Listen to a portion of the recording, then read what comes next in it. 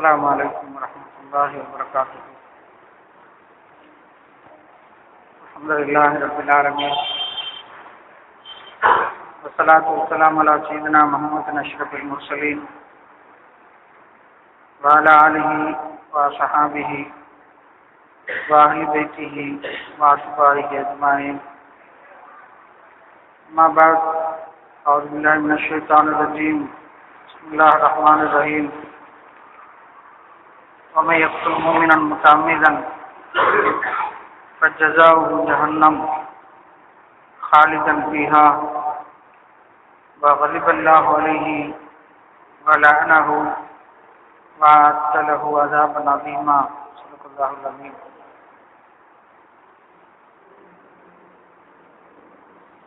قال رسول الله صلى الله عليه وسلم: ارحموا من في الأرض يرحمكم من في السماء.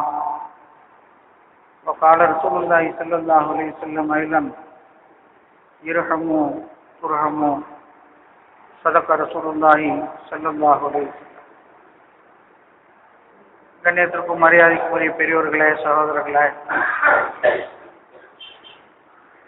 ஒரு புனிதமான நாளில், ஒரு புனிதமான நேரத்தில், ஒரு புனிதமான இடத்தில் நம்மை எல்லாம் அல்லாஹ் ரப்புல் ஆலமீன் ஒன்று கூட்டி இருக்கிறான்.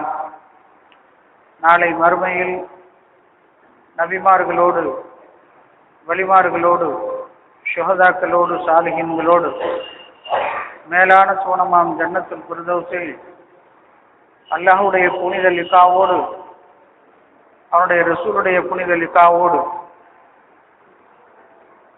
இல்லாமல் அல்லாஹ் ரப்புல் ஆலமீனுடைய ரிதாவோடு ஒன்று கூடி இருக்கக்கூடிய நல்ல பாக்கியத்தை அல்லாஹ் ரப்புல் ஆலமீன் நமக்கும் நம்மை சார்ந்தவர்களுக்கும் தந்தருள்வானாக. அருமையான பெருமக்களே, சத்திய இஸ்லாம் அது ஒரு வாழ்வியல் சித்தாந்தம். ஒரு மனிதன் உலகத்தில் பிறந்ததிலிருந்து அவன் இறக்கும் வரை, படுக்கையிலிருந்து எழுந்ததிலிருந்து அவன் மறுபடியும் படுக்க செல்லும் வரை, அவன் எதை செய்ய ஆரம்பிக்கிறானோ அதை ஆரம்பித்ததிலிருந்து அதை முடிக்கும் வரை, இப்படி இஸ்லாம் ஒரு மனிதன் அவன் எதில் ஈடுபடுகிறானோ, எதை அவன் தொடுகிறானோ, தொடங்குகிறானோ, ஆரம்பிக்கிறானோ, அதன் இறுதி வரையிலும் அந்த இஸ்லாத்தினுடைய பார்வை, இஸ்லாத்தின் கட்டுப்பாடு இருந்து கொண்டிருப்பதை பார்க்க முடியும். அதனால்தான் இஸ்லாம் ஒரு வாழ்வியல் சித்தாந்தம் என்று சொல்கிறோம். இது ஒரு மதமாக பார்க்கப்படுகிற இந்த சூழலில், ஏதோ இது ஒரு சார்பு, இது ஒரு சாரார், அல்லது இது ஒரு தத்துவம், சித்தாந்தம் என்று பார்க்கப்படக்கூடிய ஒரு சூழலில், சத்திய இஸ்லாம் யாரோ ஒரு சிலரால் பின்பற்றப்படக்கூடிய, யாரோ ஒரு சிலர் மட்டுமே ஏற்றுக்கொள்ளக்கூடிய, உலகின் ஏதோ ஒரு மூலையில பின்பற்றப்படக்கூடிய ஒரு மார்க்கமாக, ஒரு மதமாக பார்க்கப்படக்கூடிய ஒரு காட்சி என்று நாம் பார்க்கிறோம். ஆனால் இஸ்லாம் அதையெல்லாம் அப்பாற்பட்டு தாண்டிய ஒரு விஷயம். ஒரு குறிப்பிட்ட சாராருக்கு, ஒரு குறிப்பிட்ட மதத்தாருக்கு, ஒரு குறிப்பிட்ட இனத்தாருக்கு, ஒரு குறிப்பிட்ட மொழியாருக்கு, ஒரு குறிப்பிட்ட தேசத்தாருக்கு என்றில்லாமல் சத்திய இஸ்லாம் ஒரு பறந்து விரிந்த ஒரு மார்க்கம். அதனுடைய கிளை இந்த உலகம் முழுக்க வியாபித்திருக்கிறது. அது யாரையும் விட்டு வைப்பதில்லை, அதை யாரையும் விட்டு வைப்பதில்லை. எல்லோரையும் அது ஒரு வகையில் ஆட்டி படைக்கும், எல்லோரையும் அது ஒரு கட்டத்தில் ஆட்டி தனக்குள் அது இழுத்து கொள்ளும்.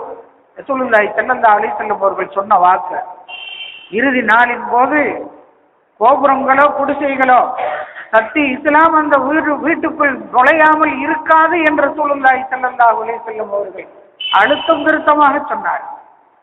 காரணம், இது ஒரு மனிதனை வாழ்வதற்கு சொல்லிக் கொடுத்த வார்த்தை.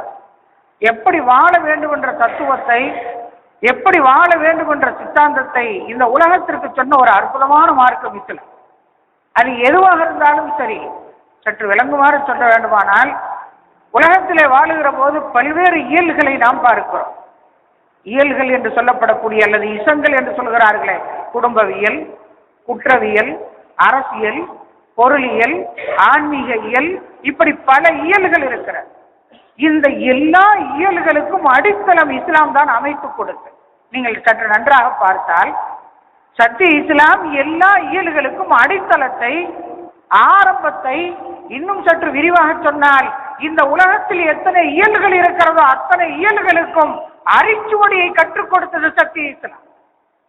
குடும்பவியலாகட்டும், குற்றவியலாகட்டும், அல்லது இந்த உலகத்தில் இருக்கக்கூடிய எந்த இயல்களாக இருந்தாலும் எல்லா இயல்களுக்கும், புவியியல், அரசியல், அறிவியல், எல்லா இயல்களுக்கும் அடித்தளத்தை, அரிச்சுவட்டை இந்த உலகத்தில் சொல்லிக் கொடுத்த இஸ்லாம் மாத்திரம்.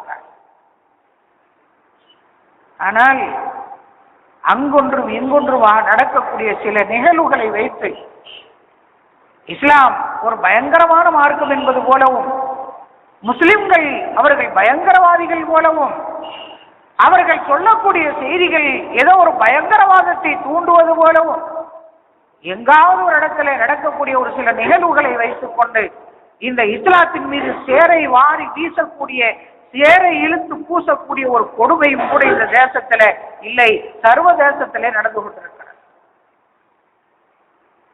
சில சகோதரிகளின் பெயர்களை சர்வதேச சமுதாயம் அடிக்கடி உச்சரித்தது.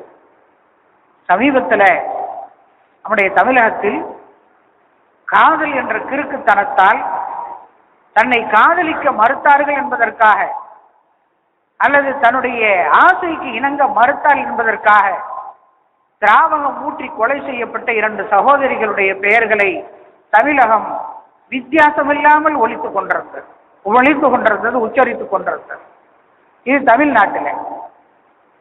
இந்தியாவில் ஒரு மருத்துவ மாணவியின் பெயரை, அவருடைய பெயர் தெரியாவிட்டாலும் கூட எல்லோரும் உச்சரித்தார்கள். இது இந்தியாவில்.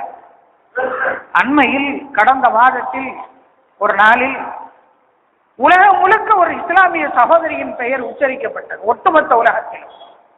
அதை முஸ்லிம்கள் மாத்திரமல்ல, எல்லோரும் உச்சரித்தார்கள், எல்லா தேசத்தோரும் உச்சரித்தார்கள், எல்லோரும் பேசினார்கள். இது சரியா தவறா, அந்த பெண் விஷயத்தில் நடந்தது சரியா தவறா என்றெல்லாம் ஒரு மிகப்பெரிய வாத பிரதிவாதங்கள் இந்த உலகத்தில் சர்வதேச அளவில் அலசப்பட்டது.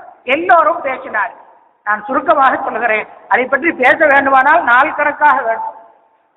என்னுடைய நினைவு சரியாக இருக்குமானால் கடந்த 2006ஆம் ஆண்டு இலங்கையில் ஒரு மூலையில் இருந்த ஒரு ஏழை சகோதரி ரிஸ்வானா நபீக் என்பது அந்த பெண்ணின் பெயர். வழக்கம் போல நம்முடைய சகோதரர்கள் எப்படி குடும்ப பாரம் சுமப்பதற்கு, வறுமை ஒழிப்பதற்கு, ஓட்டுவதற்கு காலம் முழுக்க தன்னுடைய தாயும் தந்தையும் தனக்காக பாடுபட்டார்களே, அவருடைய பாரத்தை இனி நாம் சுமக்கலாம் என்று திரைகடலோடியும் திரவியம் தேடி என்று சொன்னார்களே, அப்படி புறப்பட்டு போனார்களோ, அப்படி புறப்பட்டு போன அந்நிய தேசத்திற்கு இனம் தெரியாத, மொழி தெரியாத, சொந்தமில்லாத எங்க ஒரு மூலையில் இருக்கிற இலங்கை தேசத்தின் குக்கிராமத்து சகோதரி ரிஸ்வானா நபீக் எல்லாரையும் போல கனவுகளோடு அவளும் விமானத்திலே பயணித்தார். சவுதி அரேபியாவிற்கு சென்றார். அங்கே அவளுக்கு ஒரு வீட்டிலே வேலை கிடைத்தது. அந்த ரிஸ்வானா நபீக்கு தான் உலகம் முழுக்க உச்சரிக்கப்பட்ட சகோதரியின் பெயர். சவுதி அரேபியாவிற்கு வேலைக்கு சென்றார். இலங்கையில் அவள் சொந்தமாக ஏதாவது செய்யலாம் என்றால் அவருடைய வறுமை அதற்கு இடம் கொடுக்கவில்லை. அவள் விரட்டப்பட்டால் வறுமை துரத்தியது அவளை. புறப்பட்டு போனார், கடல் கடந்து சென்றார். வீட்டிலே வேலை கிடைத்தது. ஒரு வீட்டிலே வேலை. செய்தி இதுதான். வீட்டிலே வேலை என்றால் இருக்கக்கூடிய பிள்ளைகளை பராமரித்துக் கொண்டு அவர்களுக்கு தேவையானதை செய்து கொண்டு அந்த வீட்டில் இருக்கக்கூடியவர்களுக்கு ஊழியம் செய்வது, அதுதான் அந்த பெண்ணுக்கான வேலை. அங்கே ஒரு கை குழந்தை, அந்த குடும்பத்துக்கு சொந்தமான கை குழந்தை. அவளுக்கு அந்த குழந்தைக்கு இவள் பால் ஊட்டுகிறாள், உணவு ஊட்டுகிறாள். உணவு ஊட்டுகிற போது இது இவளுடைய கெட்ட நேரம் என்று சொல்வதா, அல்லது அவளுடைய தலைவிதி என்று சொல்வதா, அல்லது ரப்ப அவளுக்கு அப்படித்தான் நாடினான் என்று சொல்வதா, அது என்னவென்று சொல்வது என்று எனக்கு படவில்லை. ஏதோ ஒன்று குறுக்கிட்டது. கடைசியில் அந்த குழந்தை அந்த உணவை சரியாக விழுங்க முடியாமல் மூச்சு திணறி இறந்து போனது. சிறைப்பிடிக்கப்பட்டால் சகோதரி ரிஸ்வானா, சிறை கொட்டடியில் அடைக்கப்பட்டால். வழக்கம் போல விசாரணை நடந்தது. சற்றேறக்குறை 7 ஆண்டுகள். சம்பவம் நடந்தது 2006ஆம் ஆண்டு ஒரு ஏப்ரல் மாதத்தில். விசாரணை நடந்தது 7 ஆண்டுகள்.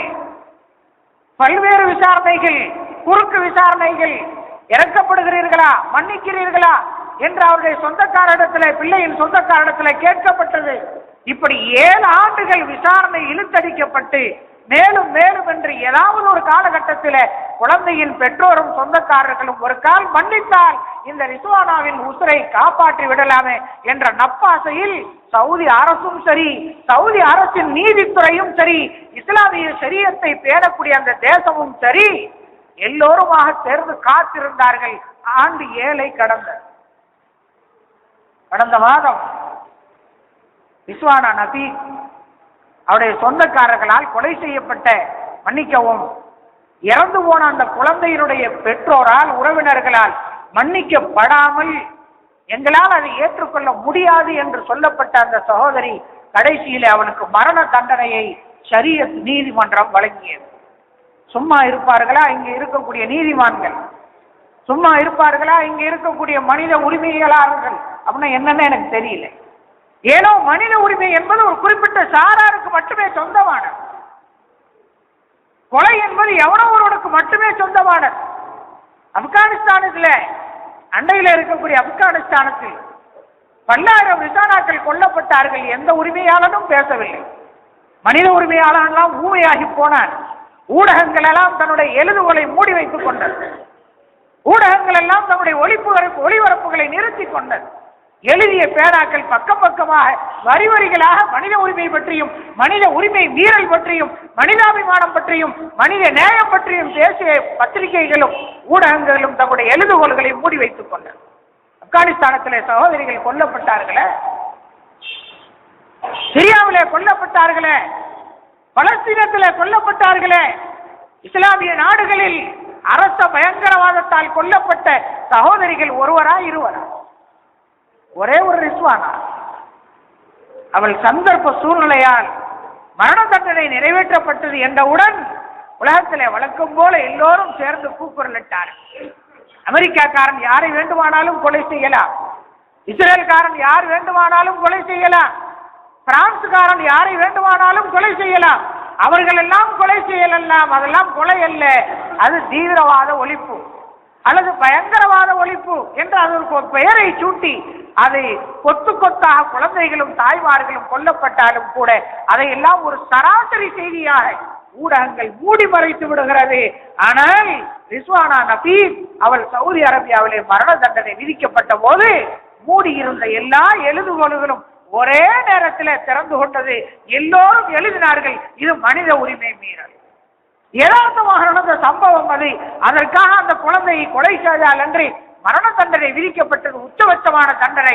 இதை மன்னித்திருக்கலாம் என்று புதிதாக ஒரு பாடத்தை இவர்கள் சொல்லிக் கொடுத்தார்கள். அருமையான பெருமக்களே, அருள்முறை குர்ஆன் நான் அடிக்கடி சொல்வதுண்டு, பிரச்சனைகளை மட்டுமே இஸ்லாம் ஒரு காலம் பேசியது கிடையாது. பிரச்சனைகளை மட்டுமே இஸ்லாம் ஒரு காலம் பேசியது கிடையாது. பிரச்சனைகளை பேசும், அந்த பிரச்சனைகளுக்கான தீர்வையும் இஸ்லாம் பேசும். பிரச்சனைகளை அருள்முறை குர்ஆன் பேசும், அந்த பிரச்சனைகளுக்கான தீர்வையும் குர்ஆன் பேசும். கொலையை பற்றி பல்வேறு வசனங்கள் சூரத்துல் நிசாவிலே, சூரத்துல் பக்ராவிலே பல்வேறு வசனங்களில் ஒரு மனிதன் ஒருவனை தவறுதலாக கொலை செய்து விட்டாலோ அல்லது கொலை செய்யும் எண்ணத்தோடு கொலை செய்தாலோ அல்லது அவன் கொலை செய்யும் நோக்கம் அவனுக்கு இல்லை, யதார்த்தமாக ஒரு அடி அடித்தான், அதோடு அவன் இறந்து போனான் என்றாலோ என்ன தண்டனை என்பதை சத்தி இஸ்லாம் ஹத்தல், அம்து, ஷிபுல் அம்து என்று 3 வகை கொலைகளை பட்டியலிடுகிறது. குர்ஆனில் இருக்கிறது. ஹத்தல், அம்து, ஷிபுல் அம்து என்று 3 வகை கொலை இருக்கிறது. ஒருவனை ஒருவன் தவறுதலாக கொலை செய்து விடுவது. இப்பொழுது இந்த கொலை அப்படி நடந்ததுதான். இது கொலை அல்ல. கொலை செய்வது அவளுடைய நோக்கம் அல்ல. அவள் இலங்கையில் இருந்து புறப்பட்டு அவள் ஒரு குழந்தையை கொலை செய்வதற்கு அவள் செல்லவில்லை. அவள் நோக்கம் அது அல்ல. நமது வீட்டு பிள்ளைகளை கூட அண்மையிலே பத்திரிகையிலே வந்த செய்தி, சென்னையில் பழைய வண்ணாரப்பேட்டையில் படுக்க வைத்துக் கொண்டு தன் பிள்ளைக்கு, தான் பெற்றெடுத்த பிள்ளைக்கு ஒரு தாய் பாலூட்டினாள். மாரிலே வாயை வைத்துக் கொண்டு படுத்திருந்த பிள்ளை அது படுத்துக்கொண்டே பால் கொடுத்த காரணத்தினால அந்த பால் விக்கி கொண்டு அந்த குழந்தை இறந்து போனதை போன மாதம் பத்திரிகைகளிலே பெட்டி செய்தியாக வந்தது. தாய் கொலை குற்றவாளி, எனவே அவள் மரண தண்டனை விதிக்கப்பட வேண்டும் என்ற சட்டம் சொல்லுமா இங்கே? இல்லை, அது எதேச்சையான தண்டனை. அதைத்தான் ஹத்தது என்று சொல்கிறோம். தவறுதலாக நடந்துவிட்ட ஒரு அசம்பாவிதம், தவறுதலாக நடந்துவிட்ட ஒரு சம்பவம், அது அவ்வளவுதான். ஆனால் அப்படி தவறுதலாக கொலை செய்து விட்டால் அதற்கு என்ன தண்டனை என்பதை குர்ஆன் சொல்கிறது. ஒன்று, அந்த கொலை குற்றவாளி எதேச்சையாக அவளை கொலை செய்ய வேண்டும் என்ற, எதிராளியை கொலை செய்ய வேண்டும் என்ற நோக்கம் இல்லாமல், அந்த எண்ணம் இல்லாமல் அப்படி ஒரு கொலை நடந்து விட்டால் அதற்காக பழிக்கு பழி என்ற அடிப்படையில் அந்த கொலை செய்தவனுக்கு மரண தண்டனை விதிக்கலாம். இது ஒரு சட்டம், இது ஒரு கட்டம். அடுத்த ஒரு கட்டத்தை அருள்முறை குர்ஆன் சொன்னது. அவன் நோக்கம் கொலை செய்வதல்ல, கொலை செய்வது அவனுடைய நோக்கம் அல்ல, யதார்த்தமாக நடந்துவிட்ட ஒரு அசம்பாவிதம். எனவே அதற்கு கொலைக்கு கொலை என்ற நிலை இல்லாமல், பழிக்கு பழி என்ற நிலை இல்லாமல் மன்னித்து விடலாம். மன்னித்து விட்டு அதற்காக ஒரு ஈட்டு தொகையை கொலை செய்த குற்றவாளியிடத்திலிருந்து பெற்றுக் கொள்ளலாம். அதுவும் குர்ஆன் சொல்கிறார்.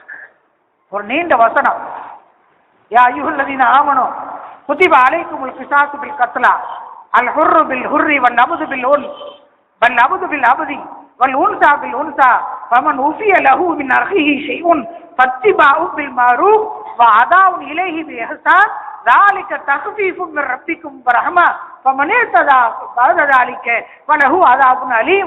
அருள்முறை குர்ஆன் கொலை குற்றத்தின் தண்டனை பற்றி சொல்லுகிற போது சொல்லிய வசனம் இது. இதை ஆதாரமாக வைத்துத்தான் அந்த பெண்ணுக்கு மரண தண்டனை நிறைவேற்றப்பட்டது. அல்லாஹ் சொல்லுகிறார், உங்களில் அப்படி பழிக்கு பழி வாங்குவதை உங்களுக்கு சட்டமாக ஆக்கப்பட்டிருக்கிறது. ஆனாலும் கூட மன்னித்து விடுவதையும் கூட உங்களுக்கு மார்க்கம் கட்டாயமாக ஆக்கியிருக்கிறது. பவன் உஃபிய லஹு ஷைஉன், அல்லாஹ் சொல்கிறான், அப்படியே யாராவது மன்னித்து விட்டு விட்டால், அப்படி ஒரு நிலை ஏற்பட்டு சந்தர்ப்ப சூழலால் கொலை செய்யப்பட்டு கொலையே நடந்து விட்டாலும் கூட மன்னிக்கப்படுவதையும் கூட உங்களுக்கு கடமையாக இருக்கிறது. அப்படி மன்னித்து விட்டு விட்டு உங்களுக்கான ஈட்டு தொகை நீங்கள் பெற்றுக் கொள்ளுங்கள் என்பதையும் குர்ஆன் சொன்னது. நஷ்டஈடு என்று சொல்கிறோமே, தமிழ் அரபியில தியத் என்று சொல்லுவார். அருள்முறை குர்ஆனில் இடம்பெற்றிருக்கிற வாசகம் தியத். ஃபதியத்தும் முஸல்லமத்துன் இலா அஹ்லி என்று குர்ஆன் சொல்லும். ஃபதியத்தும் முஸல்லமத்துன் இலா அஹ்லி, கொலை செய்யப்பட்ட நபருடைய உறவுக்காரர்களுக்கு கொடுக்கப்படக்கூடிய ஒரு குருதி பணம், ஒரு ஈட்டு தொகை. அந்த ஈட்டு தொகையாக நீங்கள் எதையாவது ஒன்றை வாங்கிக் கொள்ளுங்கள், அவர்களை பழிக்கு பழி வாங்க வேண்டிய அவசியமில்லை என்று சொல்லிவிட்டு அடுத்த வசனம் சொல்கிறது, ذَلِكَ تَخْفِيفٌ مِنْ رَبِّكُمْ وَرَحْمَةٌ. சமுதாய மக்களை பார்த்து சொன்னது அந்த வசனம். அல்லாஹ் இதை உங்களுக்கு இலகுவாக்கி தந்திருக்கிறார். அப்படி ஒரு இலகுவை, அப்படி ஒரு மன்னிக்கும் மனப்பான்மையை ஆக்குவதன் மூலமாக உங்களுக்கு இலகுவாக்கி தந்து உங்கள் மீது அவன் கருணை காட்டி இருக்கிறான். மன்னித்து விட்ட பின்னாலும் கூட அதற்கு பிறகு யார் கொலை செய்தவனை பழிக்கு பழி வாங்குகிறாரோ, இவனை மன்னித்தாகிவிட்டது, ஈட்டு தொகை அவன் கொடுத்து விட்டான், மன்னிக்கப்பட்ட பிறகு யார் அவனை அநியாயமாக கொலை செய்கிறானோ பலகு அதாபுன் அலீம், அவனுக்கு கடுமையான தண்டனை இருக்கிறது என்று குர்ஆன் சொல்கிறது.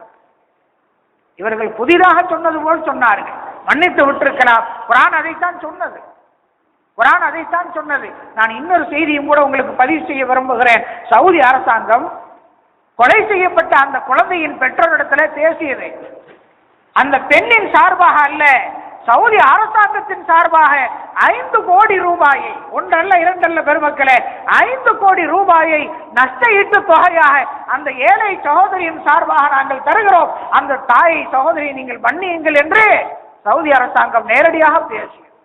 கொலை செய்தவள் அவள் இலங்கையைச் சேர்ந்தவள், கொலை செய்யப்பட்ட குழந்தை சவுதி அரசாங்கத்தை சேர்ந்தது, சவுதிய மண்ணை சேர்ந்தது. ஆனாலும் சவுதி அரசாங்கம், அல்லாஹ் ரப்பல் ஆலமீன் சொன்னானே, ذَلِكَ تَخْفِيفٌ مِنْ رَبِّكُمْ وَرَحْمَةٌ, அல்லாஹ் உங்களுக்கு கருணை காட்டுகிறான், உங்களுக்கு சட்டத்தை இலகுவாக்கி தந்தான் என்று அந்த வசனத்தை முன்வைத்து அவர்கள் பேசி பார்த்தார்கள். 5 கோடி ரூபாய் குழந்தைக்காக நஷ்டஈடாக தருகிறோம். குர்ஆன் சொன்ன சட்டம் அது, இவர்கள் சொல்ல வேண்டிய அவசியம் இல்லை. அப்படி செய்திருக்கலாம், இப்படி செய்திருக்கலாம் என்ற ஆலோசனை சொல்ல வேண்டிய அவசியம் இஸ்லாத்திற்கு இல்லை, இஸ்லாமிய ஷரியத்துக்கு இல்லை, ஷரியத்தின் கோட்பாடுகளுக்கு இல்லை. அது ஒரு முடிக்கப்பட்ட சட்டம். யாரும் இடையில ஆலோசனை சொல்லவோ திருத்தவோ அடிக்கவோ, அதற்கு யாராவது இப்படி செய்திருக்கலாமோ அப்படி செய்திருக்கலாமோ என்ற ஆலோசனை சொல்ல வேண்டிய அவசியம் இஸ்லாமிய ஷரியத்துக்கு கிடையாது.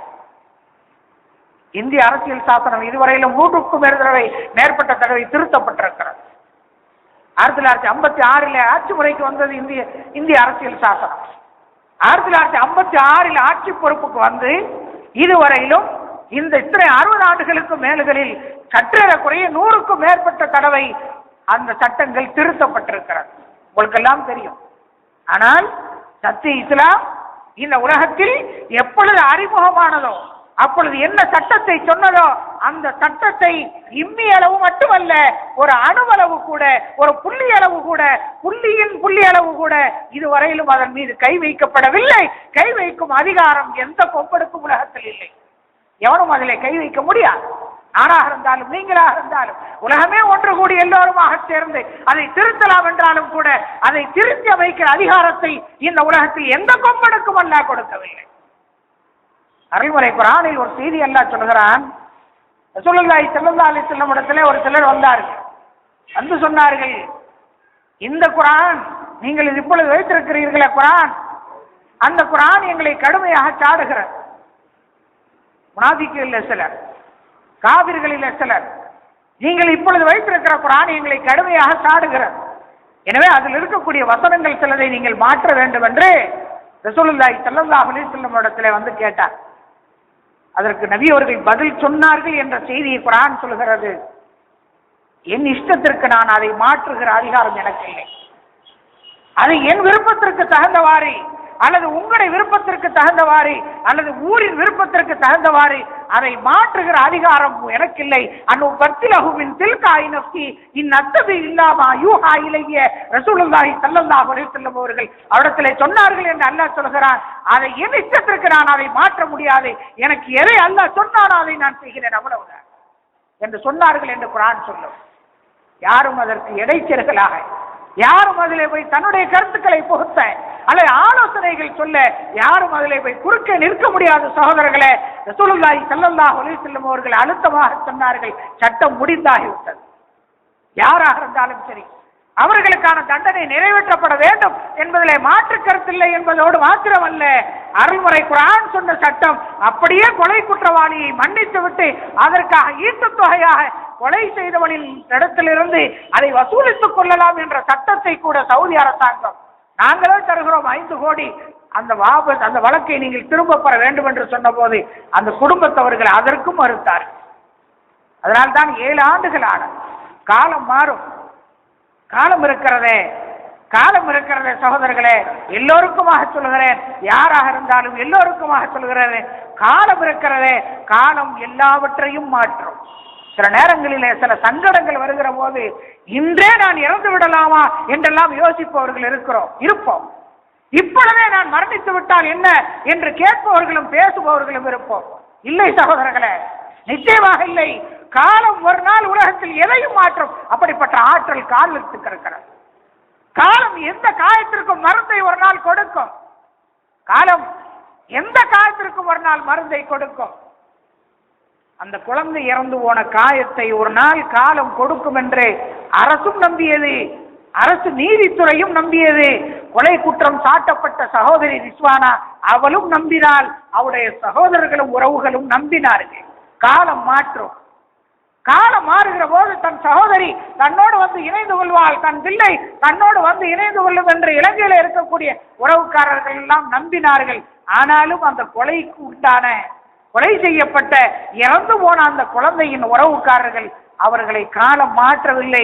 தன் பிள்ளை இறந்து விட்டது என்ற அந்த வருத்தம் மட்டும்தான் அவரிடத்தில் இருந்ததே தவிர அதற்கு இவளுக்கு மரண தண்டனை தான் சரியான பதிலாக இருக்க முடியும் என்று அவர்கள் நம்பினார்களே தவிர வேறு எதையும் அவர்கள் யோசிக்கவில்லை.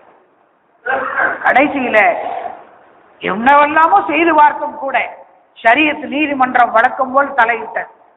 கடந்த மாதம் விசாரணைக்கு உட்படுத்தப்பட்டு அந்த சகோதரி மரண தண்டனை விதிக்கப்பட்டு அந்த மரண தண்டனை உறுதி செய்யப்பட்டு 3வது நாள் வழக்கம் போல் அந்த மண்ணில் மரண தண்டனை அந்த பெண்ணுக்கு நிறைவேற்றப்பட்டது. எல்லோரும் அழுதார்கள். முகம் தெரியாத அந்த சகோதரிக்காக எல்லோரும் அழுதார்கள். எல்லோரும் வருத்தப்பட்டார்கள். நான் ஆரம்பத்தில் சொன்னது போல எல்லோரும் வருத்தப்பட்டார்கள். ஆனால் மனித உரிமையின் ஆர்வம் கொண்டவர்களுக்கு அப்படின்னா என்னெல்லாம் என்கிட்ட கேட்கக்கூடாது, அப்படி ஆர்வம் கொண்டவர்களுக்கு பீரிட்டு கிளம்பியது மனித உரிமை. எல்லோரும் ஆச்சரியப்பட்டார்கள். ஏன் இப்படி செய்தார்கள்? இஸ்லாமிய ஷரியத் இவ்வளவு கொடுமையானதா? இஸ்லாமிய ஷரியத் இவ்வளவு கொடுமையானதா? யதார்த்தமாக நடந்த ஒரு குற்றத்திற்கு கூட மன்னிக்கும் மனப்பான்மை இஸ்லாம் போதிக்கவில்லையா? இது ஒரு காட்டுமிராண்டித்தனம் அல்லவா என்று கடுமையான வார்த்தைகளை பிரயோகம் செய்து அச்சு ஊடகங்கள், காட்சி ஊடகங்கள் எல்லாம் தங்களுடைய கற்பனைகளை கட்டி எழுதியது. அவ்வப்போது இவர்களுக்கு எதையாவது மென்று கொண்டிருப்பவர்கள் இவர்கள் மென்று கொண்டிருப்பார்கள். இப்படி ஏதாவது ஒன்று கிடைத்து விடுகிற போது இவர்களுக்கு சொல்லிக் கொடுக்க வேண்டிய அவசியம் இருக்கார். எல்லோருமாக சேர்ந்து கூக்குரலாக சொன்னார்கள், இது இஸ்லாமிய சட்டத்தின் கடுமையை காட்டுகிறது. இஸ்லாமிய ஷரியத் மோசமானது, இஸ்லாமிய ஷரியத் கடுமையானது, அது மனித தன்மைகளுக்கு அப்பாற்பட்டது என்றெல்லாம் இஸ்லாமிய ஷரியத்தின் பார்வையை, அது போதித்திருக்கிற போதனையின் யதார்த்தத்தை புரிந்து கொள்ளாமல் கடைசியில ஷரியத் என்பது ஒரு கடுமையானதை போல சித்தரிக்க ஆரம்பித்த ஒரு கொடுமையும் கூட நடந்தது. அதற்காகத்தான் இதை பேச வேண்டிய நிர்பந்தம் வந்தது. அருமையான சகோதரர்களை, எங்க ஒரு மூலையில யாரோ ஒரு சகோதரிக்கு நடந்ததாக நாம் நினைக்க கூடாது. நாம் மார்க்கத்தை தெரிந்து வைத்திருக்கிறோமா? எந்த அளவிற்கு மார்க்கம் எதை பற்றி என்ன சொல்லி இருக்கிறது? மறுபடியும் சொல்கிறேன், சத்தி இஸ்லாம் அது ஏற்றத்தாழ்வற்ற ஒரு மார்க்கம். இது ஒரு ஏற்றத்தாழ்வற்ற மார்க்கம். இது இங்கே மேடு பள்ளம் கிடையாது, ஏற்றத்தாழ்வு கிடையாது, முதலாளி தொழிலாளி வித்தியாசம் கிடையாது, ஆண்டவன் ஆளப்படுபவன் என்ற வித்தியாசம் கிடையாது, தலைவன் தொண்டன் என்ற வித்தியாசம் கிடையாது.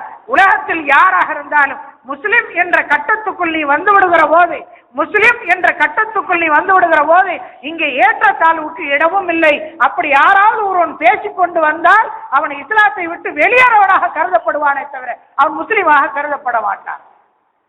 சஹீஹ் புகாரிலே பதிவாக இருக்கிற ஒரு அற்புதமான செய்தி, நேரம் நெருங்கி இருக்கிறது. புகாரிலே பதிவாக இருக்கிற ஒரு அற்புதமான செய்தி, பாத்திமத்துல் மஹ்சூமியா என்ற ஒரு பணக்கார பெண்மணி, அதுவும் ஒரு பெண்ணுடைய சம்பந்தப்பட்ட வழக்கு. ஒரு பணக்கார குடும்பத்து பெண் பாத்திமத்துல் மஹ்சூமியா, அவள் ஒரு யூத சமுதாயத்தை சேர்ந்த பெண். சந்தர்ப்ப சூழ்நிலையால் அந்த பெண் திருடி விடுகிறாள். திருட வேண்டிய அவசியம் அவளுக்கு இல்லை, அவள் பொருளாதாரம் படைத்தவள், திருட வேண்டிய அவசியம் இல்லை, கால சூழலில் திருடு விடுகிறாள். அந்த திருட்டு குற்றம் நிரூபிக்கப்படுகிறது விசாரணை நீதிமன்றத்தில். அப்படி திருட்டு குற்றம் விசாரணைக்கு உட்படுத்தப்பட்டு உறுதி செய்யப்பட்ட பின்னாலே இஸ்லாமிய ஷரியத்தின்படி அந்த பெண்ணின் கையை வெட்ட வேண்டும் என்று தீர்ப்பு வழங்கப்படுகிறது. தீர்ப்பு வழங்கப்பட்ட போது ரசூலுல்லாஹி ஸல்லல்லாஹு அலைஹி வஸல்லம் இடத்துல இந்த செய்தி வருகிறது, பாத்திமத்துல் மஹ்சூமியாவின் கை வெட்டப்பட வேண்டும் என்று சட்டம் முடிவாகிவிட்டது. தண்டனை நிறைவேற்றப்படுவதற்கு முன்னால் ரசூலுல்லாஹி ஸல்லல்லாஹு அலைஹி வஸல்லம் இடத்துல அப்பீலுக்கு வருகிறது, மேல்முறையீடு. ஒரு வழக்கு விஷயமாக ஒரு கீழ் நீதிமன்றம் ஒரு தண்டனை தருகிற போது அதற்கு அடுத்த மன்றம் இருக்கிறது, அதற்கு அடுத்த மன்றம் என்று இன்று தூக்கு தண்டனை பற்றி விலாவரியாக பேசிக்கொண்டும் எழுதி கொண்டும் பேசப்பட்டு கொண்டும் இருக்கிறது. தூக்கு தண்டனை தேவையா தேவையில்லையா என்று அது என்னமோ தெரியல, முஸ்லீமா இருந்தா மட்டும் சட்டம் தொங்க விட்டுறாங்க. முஸ்லீமுடைய பேர் இருந்தா அப்துல் குருவா தொங்க விடு, அஜ்மல் கசாபா தொங்க விடு, அப்துல் காரா தொங்க விடு, மற்ற இருந்தா வேணாம் இரு பாப்போம், அப்ப மட்டும் மனித உரிமை இருக்கும். அதெல்லாம் பேச வேண்டிய இடம் அல்ல, அது வேற விஷயம். அந்த பெண்ணுக்கு தண்டனை கொடுக்கப்பட வேண்டும், கை வெட்டப்பட வேண்டும் என்று நீதிமன்றத்தில் முடிவாகிறது. ரசூலுல்லாஹி ஸல்லல்லாஹு அலைஹி வஸல்லம் இடத்துல விசாரணைக்கு வருகிறது. அப்படி விசாரணைக்கு வருகிற போது பாத்திமத்துல் மஹ்சூமியாவின் உறவுக்கார பெண்கள் எல்லாம் சொந்தங்கள் எல்லாம் சேர்ந்து பேசிக் கொள்கிறார்கள். இந்த சட்டத்தை எப்படியாவது அமல்படுத்தப்பட விடாமல் தடுத்து விட வேண்டும், கையை வெட்டாமல் பாத்திமாவை காக்க வேண்டும். காரணம், அவள் உயர்குலத்து பெண்மணி, பெரிய குடும்பத்து பெண் அவள். இப்போதும் கூட சில இடங்களில் அது இருக்கிறது. பெரிய குடும்பத்தவர்களுக்கு ஒரு சட்டம், ஏழை குடும்பத்திற்கு ஒரு சட்டம், குப்பனுக்கும் சுப்பனுக்கும் ஒரு சட்டம் என்று இப்பொழுதும் கூட இருக்கிறது. நிதியை நீட்டினால் நீதி கிடைக்கும் இங்கே, நிதியை நீட்டினால் நீதி கிடைக்கும் இங்கே. இஸ்லாத்தில் அதுவெல்லாம் கிடைக்காது. எதை நீட்டினாலும் இஸ்லாத்தின் சட்டத்தை எவனாலும் வளைக்க முடியாது, குலைக்க முடியாது.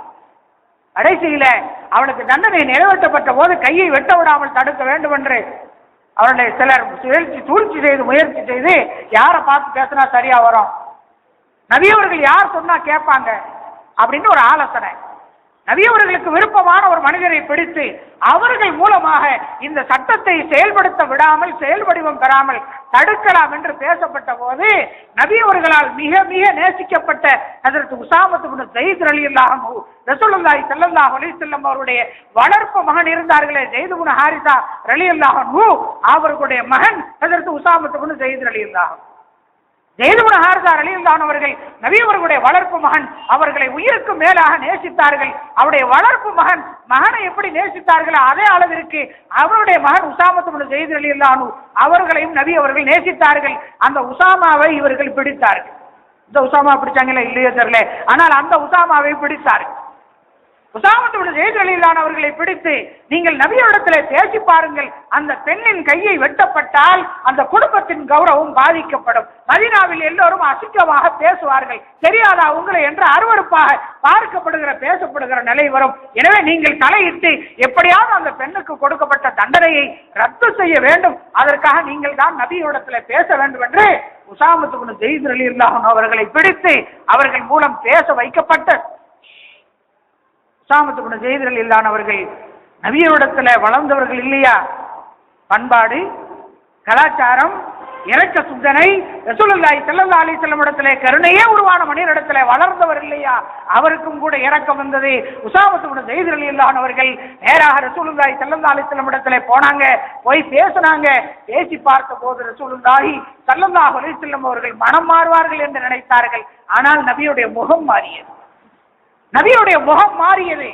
முகம் சிவக்க நபி ஸல்லல்லாஹு அலைஹி வஸல்லம் அவர்கள் உசாமா இப்னு ஸெய்த் ரலியல்லாஹு அவர்களை பார்த்து சொன்னார்கள், அல் துகல்லிமுனி ஃபீ ஹத்தின் மின் ஹுதூதில்லாஹி தஆலா.